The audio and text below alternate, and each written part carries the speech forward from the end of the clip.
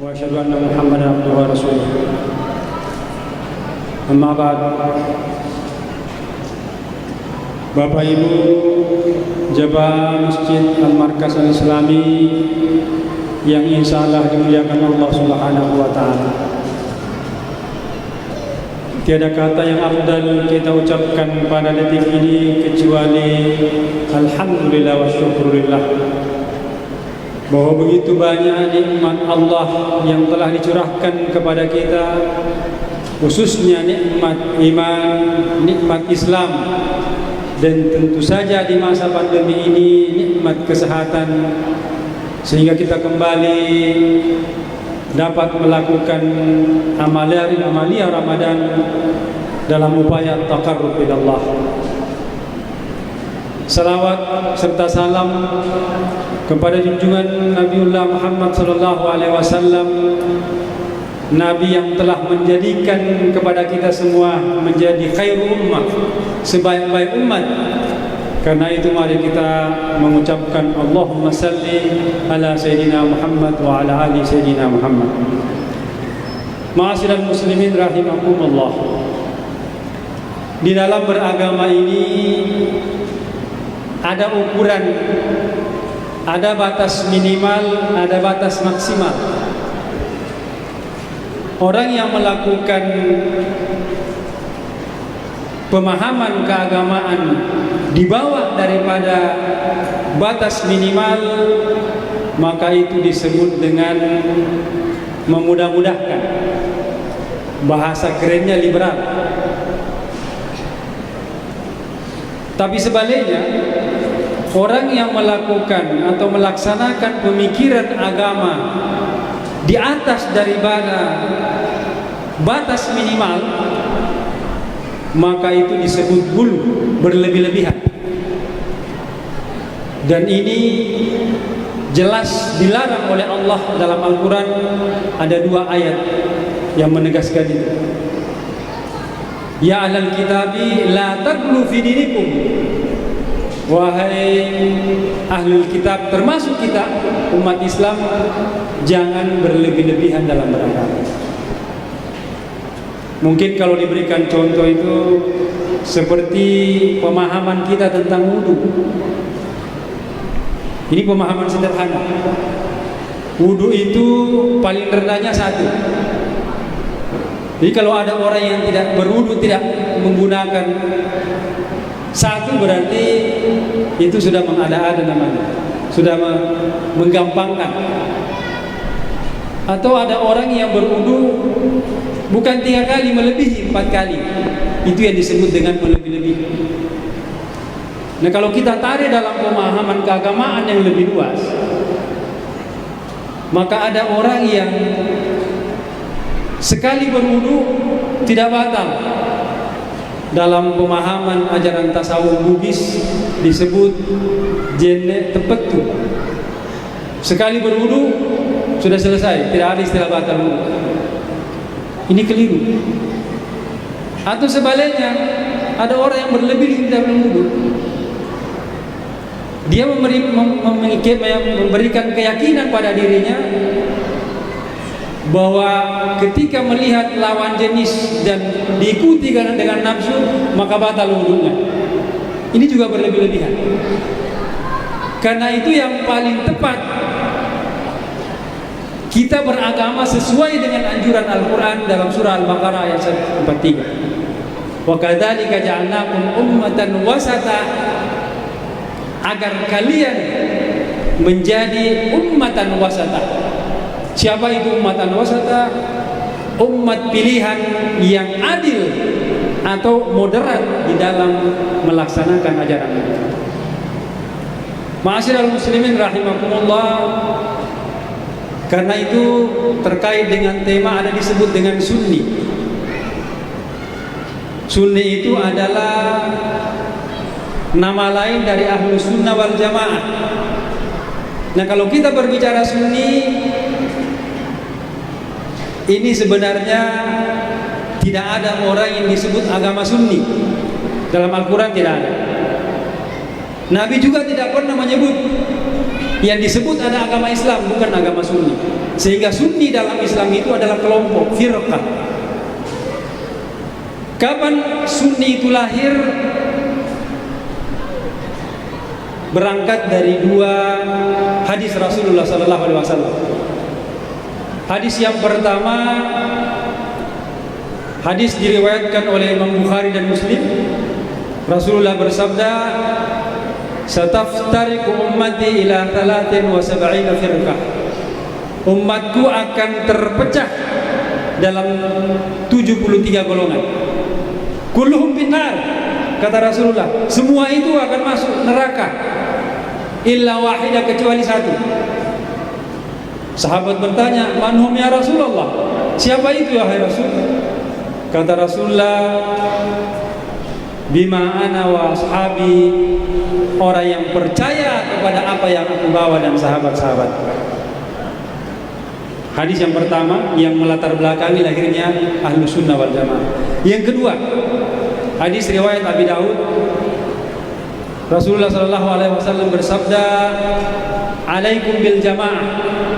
Hendaklah kalian komitmen dalam satu kelompok. Wa iyyakum wal firqa, hati-hati memecah diri. Fa inna syaitana ma'al wahid, karena syaitan itu hanya menghampiri orang yang sendirian. Wa minal itsnaini abad, kalau kita berdua syaitan lebih jauh lagi, apatah lagi kalau kita berjamaah. Karena itu Rasulullah mengatakan, "Man arada buhatil jannati falyulzimul jamaah." Siapa yang mau masuk surga, maka hendaklah dia berjamaah. Inilah yang melatar belakangi kenapa Ahlus Sunnah wal Jamaah lahir. Supaya apa? Supaya kita semua masuk surga. Karena kita termasuk firqah an-najiyah, golongan yang selamat. Ma'asyiral muslimin rahimakumullah, kalau kita menyebut Sunni berarti padanannya kelompok lain. Apa kepadanannya kelompok lain? Yang di seberang sana ya adalah Syiah. Mengapa Syiah kita tidak bisa disebut Ahlus Sunnah wal Jamaah? Nanti kita akan lihat ketika kita membicarakan apa metode pemahaman keagamaan Ahlus Sunnah wal Jamaah. Setidaknya ada 3, ma'asyiral muslimin. Yang pertama, rujukan pengambilan dalilnya tidak lepas daripada 4. Yang pertama Al-Quran, yang kedua qaulus sahabat, Rasul, hadis, Al-Quran, hadis, yang ketiga qaulur Rasul, dan yang keempat adalah ijtihad ulama. Kalau kita lihat di kalangan Syiah itu berbeda sekali. Syiah itu hanya mau mengambil pendapat dari 3. Yang pertama Al-Quran, yang kedua Sunnah Rasul, dan yang ketiga perkataan Ahlul A'immah, Ahlul Bait. Jadi kalau sahabat tidak masuk, apatah lagi ijtihadul ulama. Nah, karena itu ma'asyiral muslimin, kita tidak bisa golongkan Ahlus Sunnah wal Jamaah kelompok lainnya. Tapi ingat bahwa orang lain juga menganggap bahwa dirinya Ahlus Sunnah wal Jamaah. Kita adalah firqah yang tidak benar.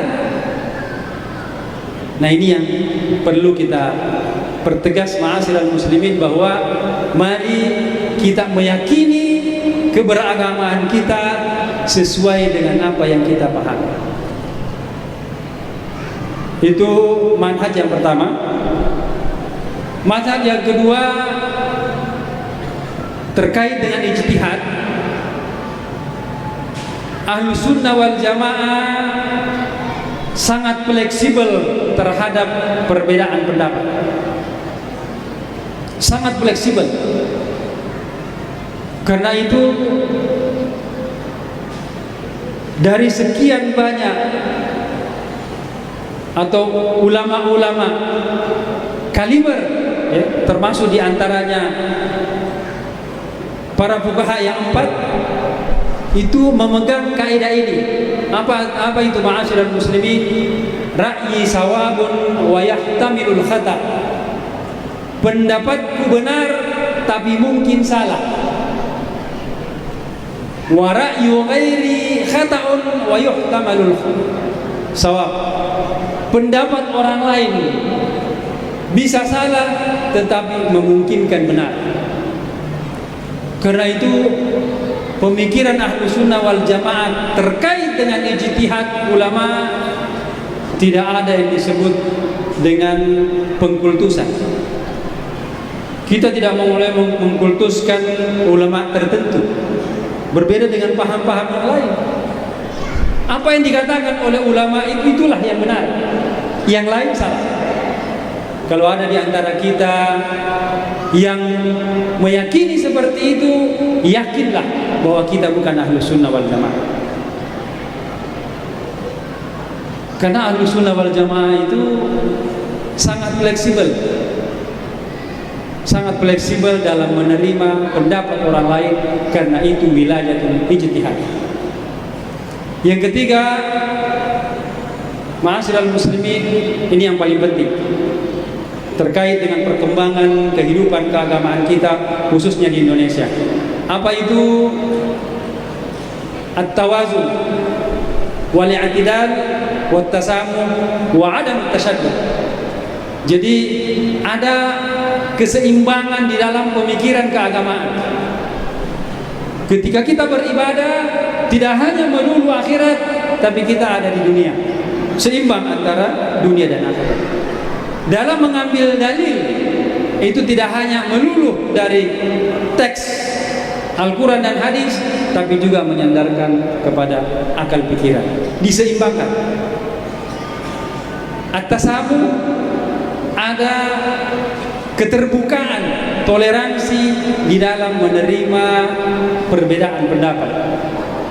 Dan yang terpenting ma'asyiral muslimin, ada mutasyaddud, tidak ekstrim di dalam berpendapat. Kita akhir-akhir ini kembali disibukkan dengan isu Wahabisme, khususnya terkait dengan adanya peledakan di beberapa tempat, sehingga kemudian menjerumus kepada kelompok tertentu yang disebut dengan Wahabi. Saya tadi siang ditanya, Wahabi itu Sunni apa tidak? Saya menjawab bahwa dari pengamatan saya sekian tahun di luar negeri, di negara-negara Arab, justru saya melihat bahwa yang paling Sunni itu menghadapi Syiah adalah Wahabi. Siapa yang terlibat konflik Syiah Sunni di Lebanon? Wahabi.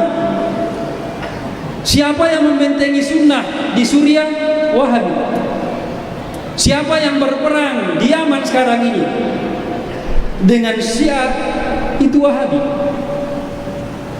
Sehingga lagi-lagi ma'asyiral muslimin, ada kaidah yang perlu kita rumuskan di dalam beragama kita, berangkat dari hadis Rasulullah. Ini sebagai penutup.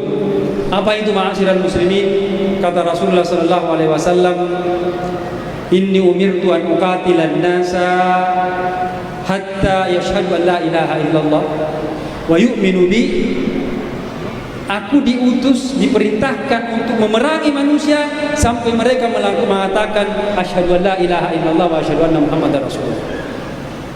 Fa in fa'alu zalika, kalau mereka mengatakan itu, melakukan itu, artinya sudah bersahabat, maka asamu minni dima'ahum wa amwalahum, maka aku tidak berhak atas darah dan harta mereka. Artinya tidak boleh dibunuh. Wa hisabuhum indallah, dan kembalikan kepada Allah untuk menilai apakah dia benar atau salah. Ini ma'asyiral muslimin yang perlu kita garis bawahi di dalam keberagaman kita, supaya kita tidak saling menuduh satu sama lain. Yang ini menuduh kita kafir, kita menuduh mereka kafir. Sehingga yang tepuk tangan siapa? Yang di luar sana yang memang membuat kita bertengkar di sini. Dan yakin ma'asyiral muslimin, pengamatan saya selama ini bahwa kita sengaja dibenturkan oleh kelompok luar. Supaya apa? Supaya kita tidak bersatu. Dan itu ma'asyiral muslimin, kembali kepada kita secara person masing-masing. Mari kita didik anak-anak kita supaya kita berpikiran luas di dalam beragama, kita tidak berkacamata kuda di dalam melihat agama ini, supaya kita tidak bentrok satu sama lain. Demikian yang sempat saya sampaikan, mudah-mudahan bermanfaat. Wassalamualaikum warahmatullahi wabarakatuh.